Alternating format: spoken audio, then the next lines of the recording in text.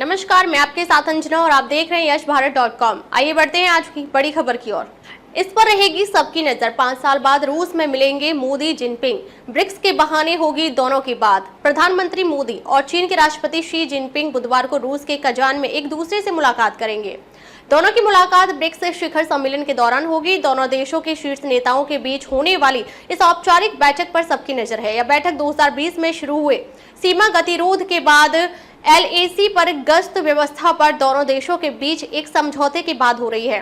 विदेश सचिव विक्रम मिश्री ने बैठक की पुष्टि की है और कहा है कि बैठक के बाद एक संयुक्त बयान भी जारी किया जाएगा। दोनों देशों के बीच बनी आम सहमति।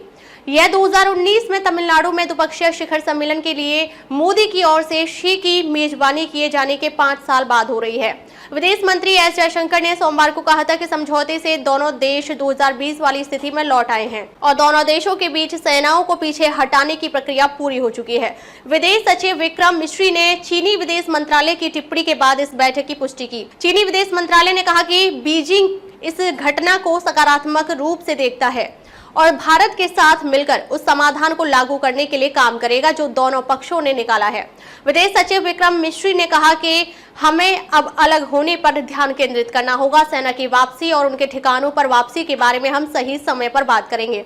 भारत ने सोमवार को कहा था कि दोनों पक्ष LAC पर गश्त व्यवस्था पर एक समझौते पर पहुंच गए हैं, जिससे गतिरोध समाप्त हो गया है और 2020 में शुरू हुए गतिरोध के बाद उभरे मुद्दों का समाधान हो गया है। मिस्त्री ने कहा कि समझौते के तहत चर्चा के दायरे में आने वाले क्षेत्रों में गश्त और चराई गतिविधियों के संबंध में 2020 की स्थिति बहाल होगी।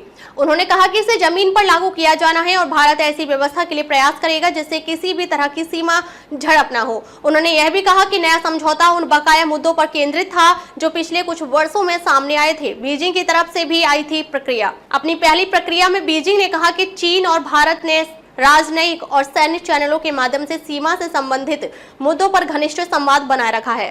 चीनी विदेश मंत्रालय के प्रवक्ता ने टिप्पणी के एक अंग्रेजी अनुवाद के अनुसार कहा कि वर्तमान में दोनों पक्ष प्रासंगिक मुद्दों का समाधान निकाल चुके हैं जिसका चीन ने सकारात्मक मूल्यांकन किया है।